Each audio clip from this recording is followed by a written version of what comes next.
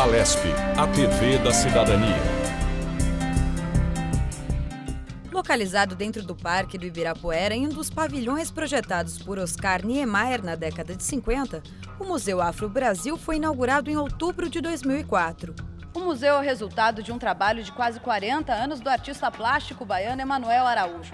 A vontade de contar a história do nosso país sob uma ótica diferente, mostrando a contribuição dos negros para a construção da identidade brasileira, foi concretizada nesse projeto. Existe a intenção de resgatar a memória, a cultura, a história, a arte, não é?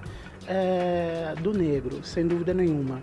Mas existe também a intenção de contar uma história do Brasil que se aproxime daquela que foi construída pelo povo brasileiro.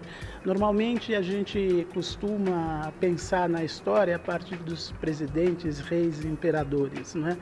O Museu Afro-Brasil tem a intenção de apresentar a história do Brasil a partir de um ponto de vista que é do afro-brasileiro e do seu povo, não é?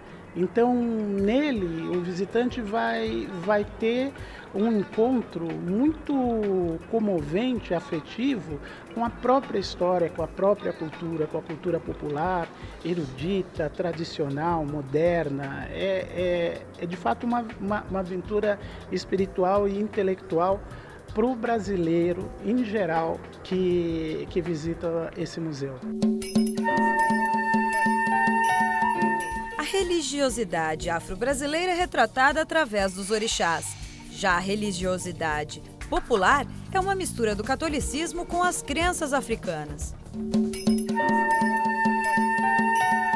Esta é uma área dedicada ao folclore e às festas populares, que são a mistura da tradição africana com a portuguesa e indígena. Aqui o Bumba Meu Boi, já aqui uma referência ao maracatu. Num clima de Yes, Nós Temos Banana, a instalação com ar tropicalista do artista Nelson Leiner traz uma abordagem irônica, provocativa e polêmica.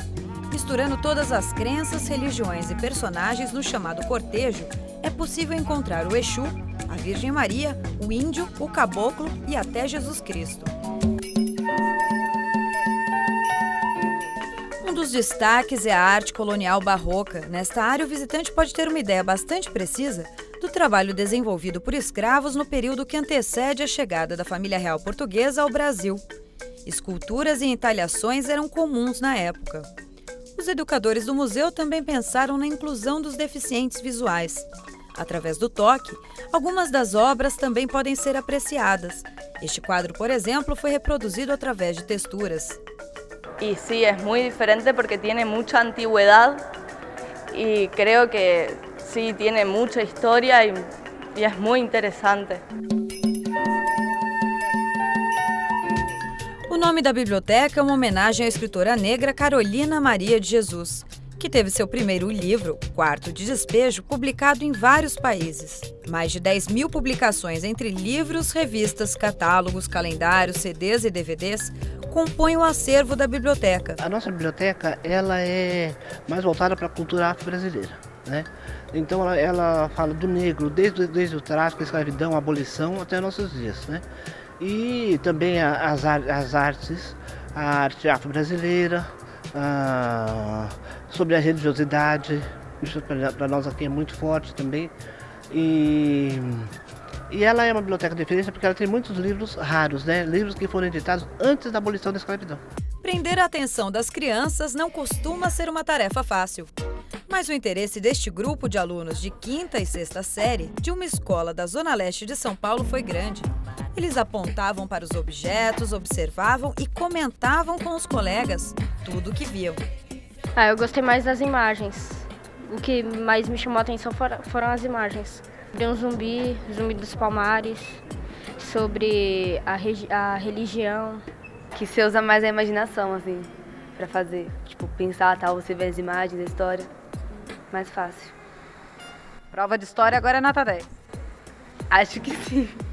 Exatamente a utilização de diversos recursos e contar a história sob uma ótica diferente que torna o Museu Afro-Brasil único. O museu ele tem uma tipologia inédita, não é? Porque ao tentar trazer a história de um povo, ele precisa ser múltiplo, ele precisa ser multidisciplinar, não é? Então, nós temos o que o diferencia da maioria dos museus é que nós não somos um museu de história, mas a história está contida. Nós não somos um museu unicamente de arte, mas a arte tem um papel predominante dentro do acervo. Nós não somos um museu de memória, mas os documentos que remetem à memória do nosso povo têm uma importância muito grande dentro do acervo do museu.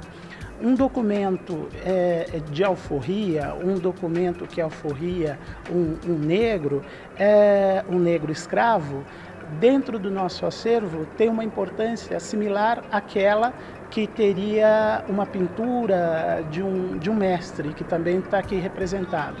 Então, são essas características que fazem desse museu único, né? Você pode ter um museu etnográfico, ou você pode ter um museu de arte, ou você pode ter um museu de história natural. Mas dificilmente você verifica o esforço de trazer todas essas características, não é? Ou essas peculiaridades, num único espaço de maneira harmônica. 30 senhoras que fazem parte de um grupo da terceira idade ficaram encantadas com a nova descoberta. A maioria nunca tinha visitado um museu. Eu gostei muito. Nunca tinha vindo, mas gostei de todos os quadros, gostei de tudo. O Museu Afro-Brasil recebe cerca de 60 mil visitantes por ano. Além do acervo permanente, no primeiro andar acontecem as exposições temporárias, que duram de 45 dias a 6 meses. Para conhecer a programação é só acessar o site www.museuafrobrasil.org.br. O horário de funcionamento é de terça a domingo, das 10 da manhã às 5 da tarde. Lembrando que a entrada é gratuita.